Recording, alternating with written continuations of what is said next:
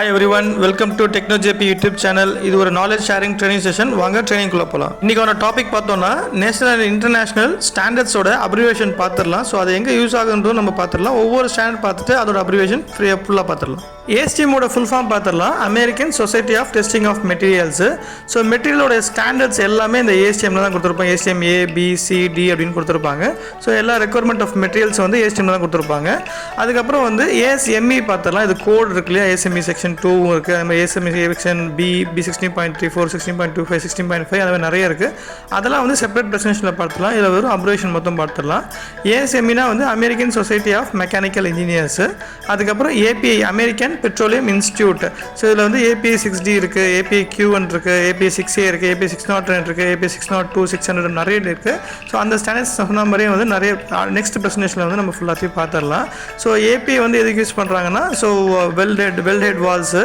ANSI என்னன்னு பார்த்துடலாம். American national standard institute. முன்னாடி வந்து ANSI தான் வந்து நிறைய ஸ்டாண்டர்ட்ஸ் இருந்தது. ஸோ ANSI 3.316, 410 அந்த மாதிரி இருந்தது. இப்போ வந்து ASTMல கொடுத்துட்டாங்க அதை.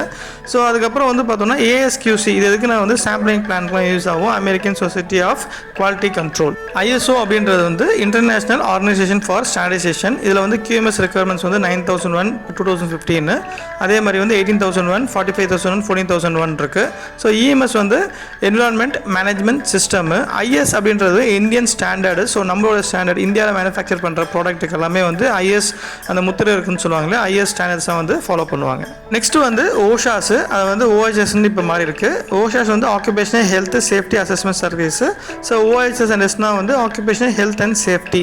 ஸோ அடுத்தது வந்து CE கொடுத்துருப்பாங்க. ஸோ எல்லா எலக்ட்ரானிக் ஐட்டம்ஸு, வால்ஸு, பைப்பு அதெல்லாம் பார்த்தோம்னா CE மார்க்கிங் இருக்கணும், CE ரெக்குவயர்மெண்ட் ஃபாலோ பண்ணணும்னு சொல்லுவாங்க. PD requirement, pressure equipment directive.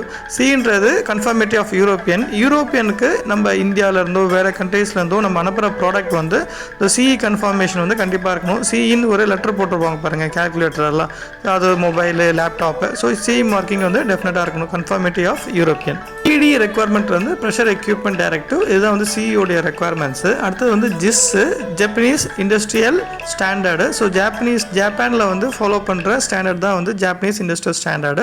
அடுத்து DIN ஸ்டாண்டர்ட்னு சொல்லுவாங்க, ஜெர்மன் ஸ்டாண்டர்டு. டச்சு அதாவது இன்ஸ்டியூட் ஆஃப் நார்மங் அப்படின்னு சொல்லுவாங்க. இதுதான் வந்து DIN ஸ்டாண்டர்ட். BS அப்படின்றது பிரிட்டிஷ் ஸ்டாண்டர்டு. ஸோ பிரிட்டிஷ் வந்து ஃபாலோ பண்ணுறது வந்து BS அப்படின்னு ஃபாலோ பண்ணுவாங்க, பிரிட்டிஷ் ஸ்டாண்டர்டு. ஸோ அதுக்கப்புறம் EN யூரோப்பியன் இண்டஸ்ட்ரியில் ஃபாலோ பண்ணுறது யூரோப்பியன் நேஷன் ஸ்டாண்டர்ட்ஸ், அதாவது வந்து EN ஸ்டாண்டர்ட்ஸ் சொல்லுவாங்க. கோஸ்டார் சர்டிஃபிகேஷன்னு ரஷ்யன் சர்டிஃபிகேஷன் சிஸ்டம். ஸோ இந்த கோஸ்டார் வந்து எல்லா ப்ராடக்ட்டுமே எடுக்கிறாங்க. எலக்ட்ரிக்கல், எலக்ட்ரானிக்ஸு, வால்ஸு, பைப்ஸு, அதுக்கப்புறம் ஃபுட்டு, அந்த மாதிரி எல்லா டிஃப்ரெண்ட் டைப் ஆஃப் ப்ராடக்ட்ஸ்க்கும் எந்த ப்ராடக்ட் வந்து நம்ம ரஷ்யாவுக்கு சப்ளை பண்ண போகிறோமோ அதோட ரெகுலேஷன்ஸ், ரூல்ஸை ஃபாலோ பண்ணுறது தான் வந்து கோஸ்டார் சர்டிஃபிகேஷன்ஸு. அதே மாதிரி technical regulations customs union, TRCU certification சொல்லுவாங்க. இதுவும் வந்து யூரேஷியன் கண்ட்ரீஸ் அண்ட் யூனியன், அந்த ரஷ்யாவுக்கு பக்கத்தில் இருக்க யூனியன்ஸ் வந்து கண்ட்ரீஸு, அதெல்லாம் அதோடைய சுற்றி இருக்கிற கண்ட்ரீஸ்க்கு வந்து நம்ம அனுப்ப வேண்டிய ப்ராடக்ட்டுக்கு நம்ம வந்து TRCU சர்டிஃபிகேஷன் வந்து நம்ம வாங்கியிருக்கணும்.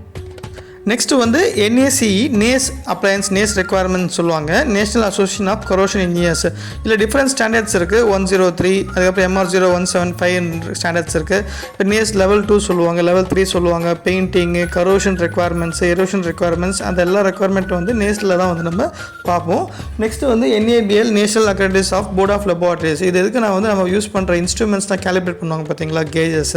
ஸோ அதெல்லாமே சில லேப்ஸ் எல்லாமே வந்து பார்த்தோன்னா NABL சர்டிஃபைட் இருக்கணும், 17025 அப்படின்ற ஸ்டாண்டர்டு. இந்த ஸ்டாண்டர்ட்லாம் நான் தனியாக கவர் பண்ணிடுறேன், ஓகேங்களா. அதுக்கப்புறம் NISTன்னு இருக்குது, NIST, national institute of standard technology. So இது எதுக்குன்னா வந்து இதுவும் அதே மாதிரி தான், நம்ம ஹார்ட்னஸ் பிளாக்ஸ் அந்த மாதிரி இருக்கலாம், அதோட டெஸ்டிங்ஸ்லாம் வந்து பண்ணுறது தான் வந்து NIST. UCAS certification, united kingdom accreditation of service.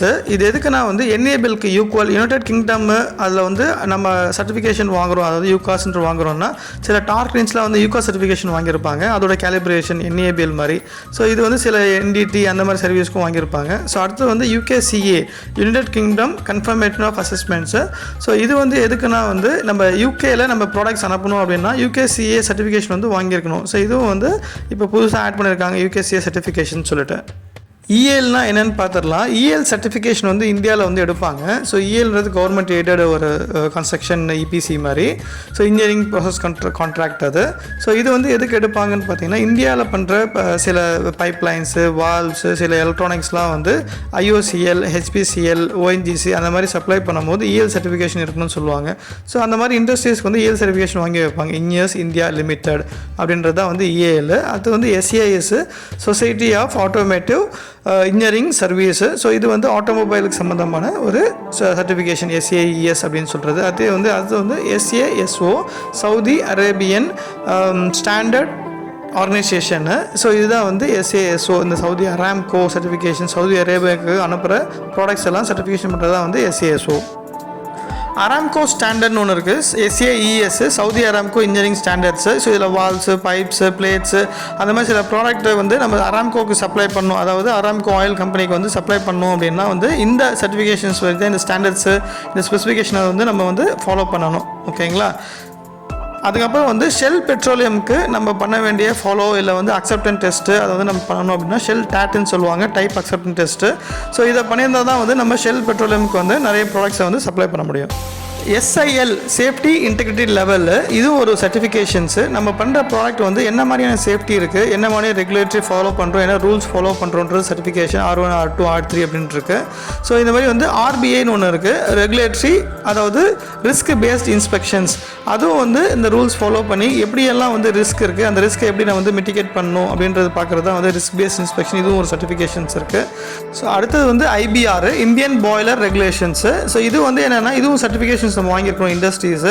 ஐபிஆர்ன்றது இந்தியாவில் பண்ணுற பாய்லர்ஸ், அதோட காம்பனன்ட்ஸ், எல்போ, பைப்பு, வால்ஸு, சில கேஸ்கெட்ஸ் அதெல்லாம் வந்து ஐபிஆர் வந்து சர்டிஃபை பண்ணணும்னு சொல்லுவாங்க. இதான் வந்து Indian boiler regulation. Next certification வந்து பார்க் அப்ரூவல்னு சொல்லுவாங்க. இது வந்து பாரத் ரிசர்ச் அட்டாமிக் சென்டரு, பார்க்குன்னு சொல்லுவாங்க. இது எதுக்குன்னா வந்து நம்ம என்டிடி பண்ணுறோம் பார்த்தீங்கன்னா, அதில் இருக்கிற சோர்ஸ் இரிடியம், கோபால்ட்டு, அந்த சோர்ஸ்லாம் வந்து அங்கேருந்து தான் வாங்கி அப்ரூவல் பண்ணணும். அதே மாதிரி என்டிடி, டிபி, எம்பி, ஆர்டி அந்த மாதிரி சர்டிஃபிகேஷன்ஸ் வச்சுருக்கணும் அப்படின்னா அங்கேருந்து தான் வந்து இந்த அப்ரூவல் வச்சுருக்கணும். பார்க் அப்ரூவல் வந்து நெசசரி இந்த லேபுக்கெலாம் வந்து. அதுதான் வந்து Bharat atomic research centre. So அதுக்கப்புறம் வந்து என்டிடின்றது நான் டிஸ்ட்ரக்டிவ் டெஸ்டிங், நான் டிஸ்ட்ரக்டிவ் எக்ஸாமினேஷன், இதெல்லாம் ஸ்டாண்டர்ட்ஸ் இல்லை. பட் இதுக்கும் சர்டிஃபிகேஷன் லெவல் 2, லெவல் 3 அந்த மாதிரி சர்டிஃபிகேஷன்ஸ் இருக்குது. அதனால் கவர் பண்ணியிருக்கேன்.